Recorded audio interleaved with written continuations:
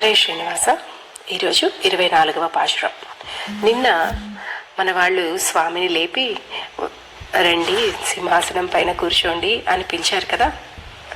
అందుకే స్వామి ఆ నీలాదేవి సమేతుడై నడిచి వచ్చి ఆ సింహాసనం పైన కూర్చున్నారు. మరి స్వామి వస్తుంటే ఆయన పాదాలను చూస్తే అవి కందిపోయినట్లు కనిపించాయంట. కానీ స్వామి వారి పాదాలు స్వతహాగా గులాబీ రంగులో ఉంటాయి.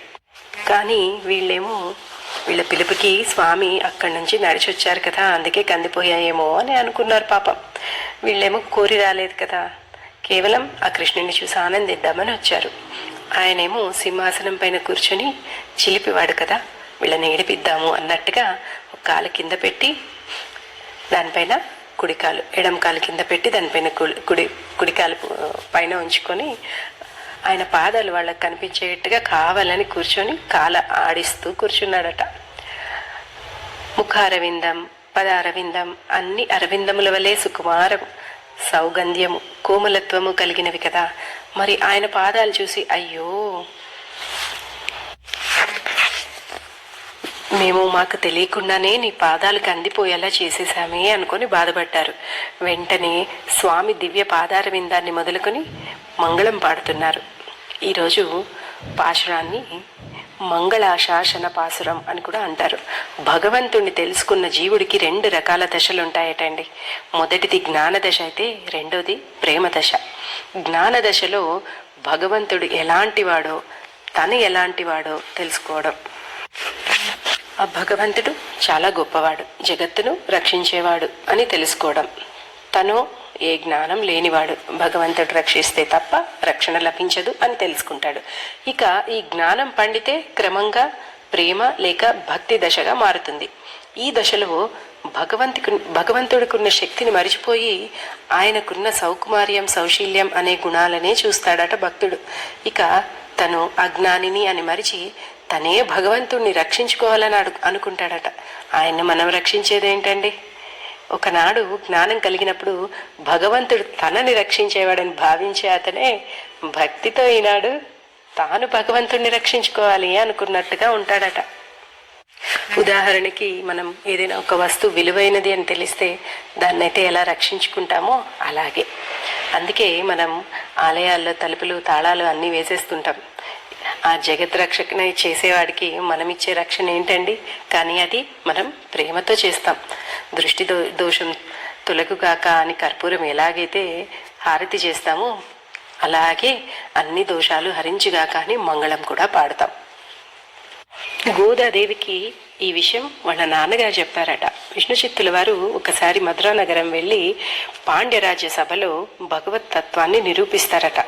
అందుకని వారిని ఏనుగుపై అంబారీ చేసి ఊరేగిస్తుంటే ఆయన ముందు ఆ భగవంతుడు ప్రత్యక్షమవుతాడట.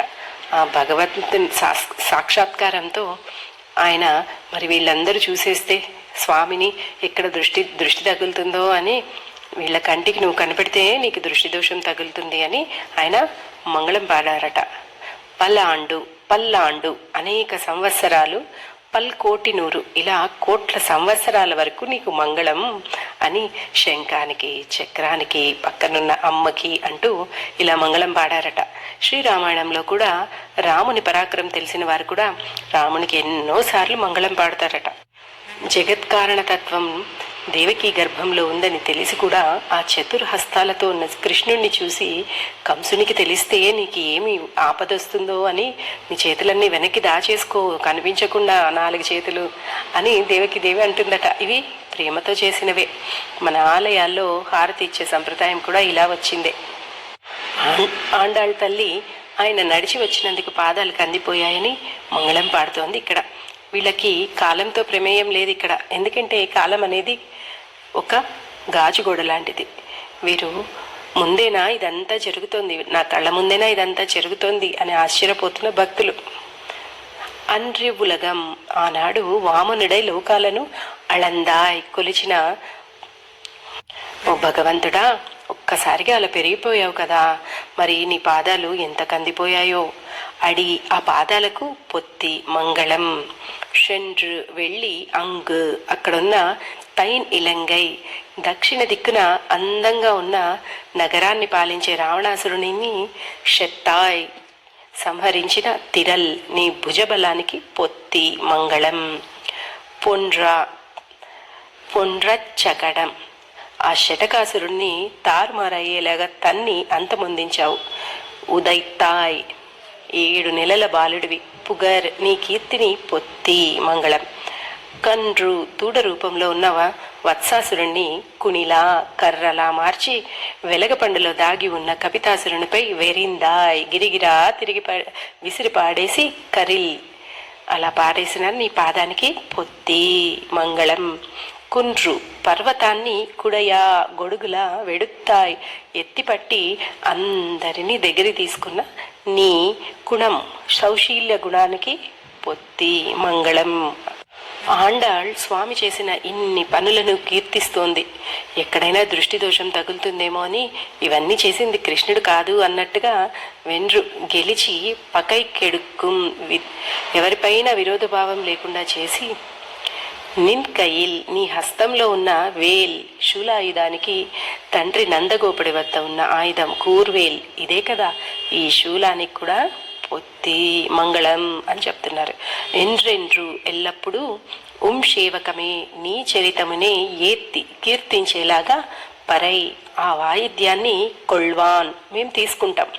ఇండ్రు, ఈరోజు యాం, మేము ఎందుకు వందోం వచ్చామో ఇరంగ్, తెలుసుకొని అనుగ్రహించు అంటూ ఈరోజు స్వామిని అడుగుతున్నారు. నిన్న స్వామిని లేపి ఆసనంపై కూర్చోబెట్టారు. ఈరోజు దృష్టి దోషం తొలగడానికి మంగళం పాడుతున్నారు. విగ్రహ రూపంలో ఉండే భగవంతుని వద్ద కూడా ఇంత సేవ జరుగుతుంది. ఇది మనం గుర్తుపెట్టుకోవాలి. మన ఇంట్లో కావచ్చు, మందిరంలో కావచ్చు, విగ్రహం అంత శక్తి కలది. ఇది మన ఆండాళ్ మనకి చెప్తోంది ఈ పాశ్వం ద్వారా. హరే శ్రీనివాస.